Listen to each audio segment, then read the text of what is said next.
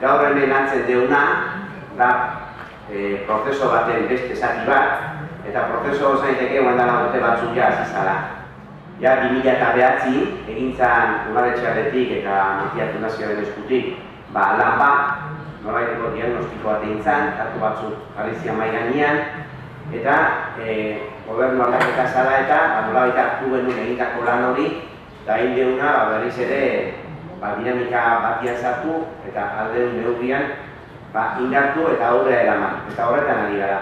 Nire duzke hiru ideia nagusi bota orain, eta nire uste hiru ideia horiek benetan sinisten deuna orain hemen gaudenok. Bata da, herritarrak aktiboan egitugula. Orokorrean herritarrak aktiboa, antolatzen dienak eta zeraportatu badutenak. Eta hirugarrena egina da beste sektore bat, eta da gaina sektore bat asko eman dezakena. Askotan, gertatua, hirugarren gaineko jendia baztertua bezala kontziliatu deuna, eta da kuriosoa nola beste kulturetan haineko jendia bada jende, esango nuke, apreziatuena gizartean. Eta nik uste hau ere honea txarlatu behar deula. Sektore guztia darritu gizarte bat denon artean egiteko, baina adineko jendea benetan denbora asko daukalako, esperientzia asko daukalako, jakinduri asko daukalako, aportatzeko asko daka.